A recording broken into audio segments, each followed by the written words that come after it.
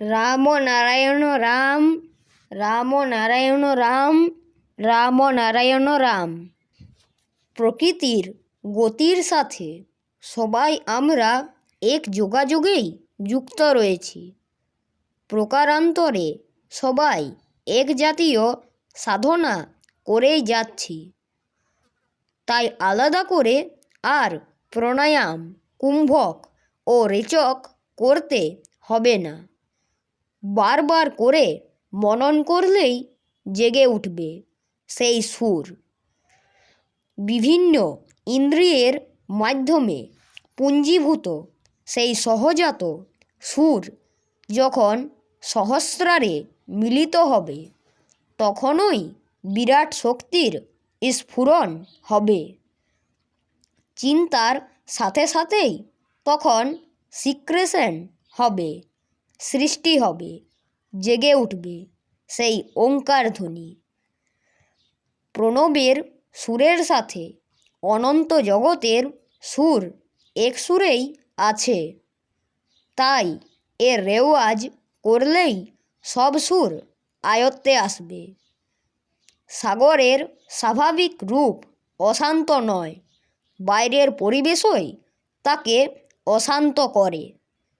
আমাদেরও মনও স্বভাবত সুন্দর, সুস্থ ও স্বচ্ছ। যে কোনো ব্যক্তি একটু গভীরভাবে চিন্তা করলেই, দেহযন্ত্রে সুরের একটু রেওয়াজ করলেই যার যার শক্তির স্ফুরণ অনিবার্য। এটাই নিয়ম। জন্ম থেকে মৃত্যু পর্যন্ত স্বাভাবিকভাবেই আমরা প্রণবের ধ্বনিকে আশ্রয় করে চলেছি।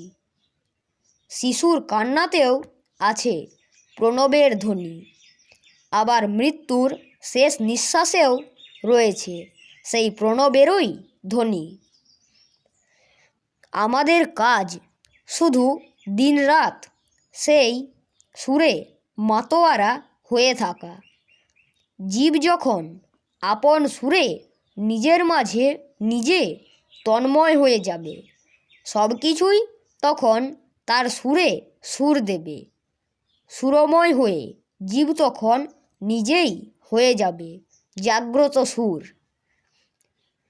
সত্য বস্তুকে জানার ব্যাকুলতা যাতে স্বাভাবিক নিয়মেই প্রবল হতে প্রবলতর হয়, তার জন্যই সংসারে এত অশান্তি, এত হাহুতাশ।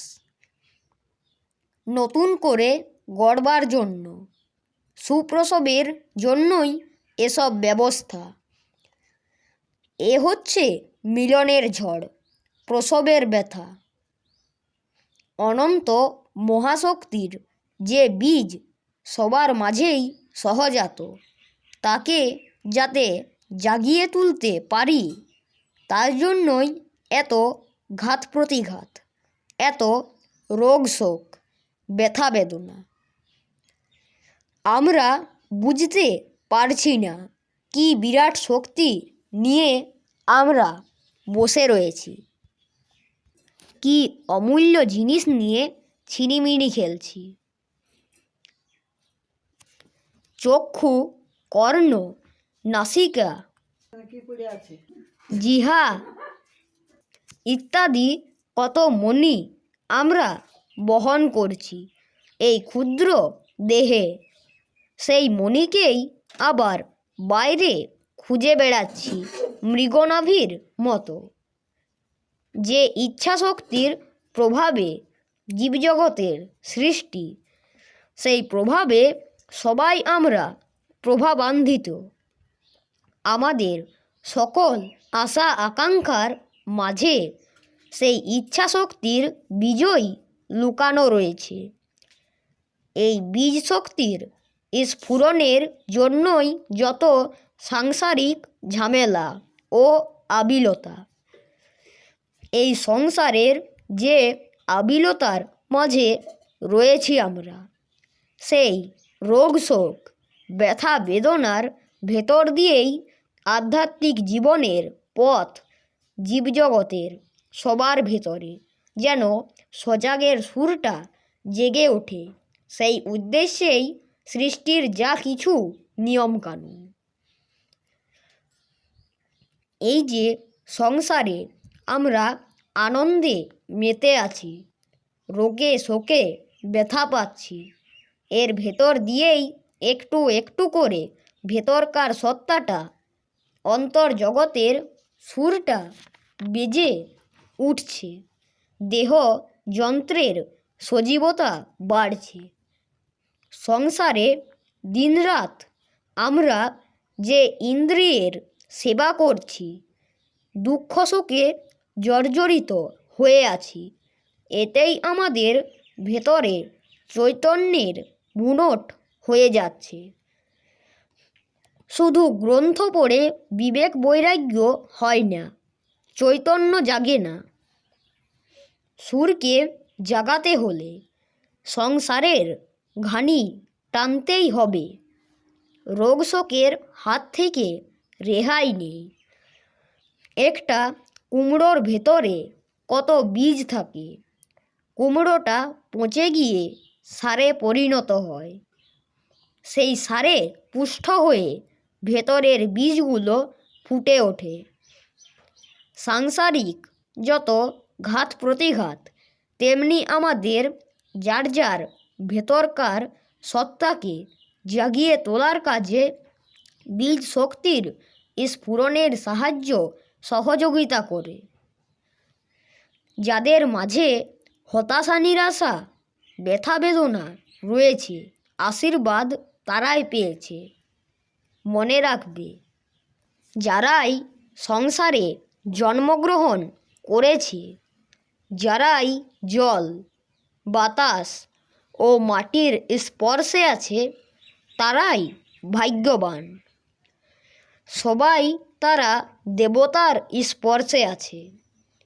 সবার সাথে মিলতি রেখেই চললেই সহজাত সুরটা জেগে উঠবে। মিলতি ছাড়া সুর জাগে না। তাই সমাজ সংসারের সকলকে ভালোবাসার বাঁধনে বেঁধে ঘর সংসারের কর্তব্য কাজের ভেতর দিয়েই জাগাতে হবে সেই সুরকে। মন্থন না করলে দুধ থেকে মাখন বের হয় না।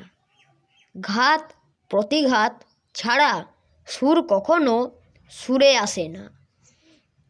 রোগ শোক আর অশান্তি থেকেই আসে অনুশোচনা। এটাই জীবকে পৌঁছে দেয় দেবরাজত্বে।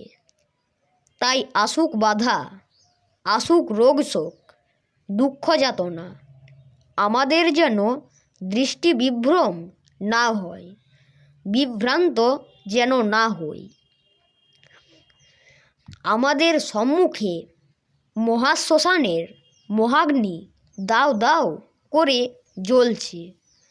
সময় হলে সকলকেই সেই মহাগ্নিতে আত্মাহুতি দিতে হবে।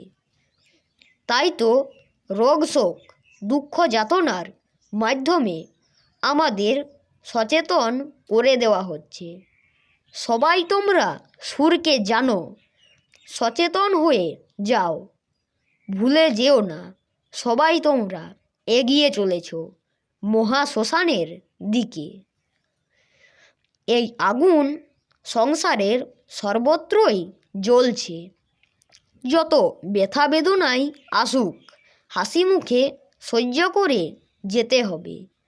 মনে হবে সহ্যের মাত্রা যেন ছাড়িয়ে যাচ্ছে। ভুলে যেও না, একদিন সংসারের সব কিছুই ছেড়ে চলে যেতে হবে। যাওয়ার আগে যেন পাথেয় সংগ্রহ করতে ভুল না হয়। মহাগ্নির মহাসুরের সাথে যেন সুর মিলিয়ে যেতে পারো। রাম নারায়ণ রাম, রাম নারায়ণ রাম, রাম নারায়ণ রাম।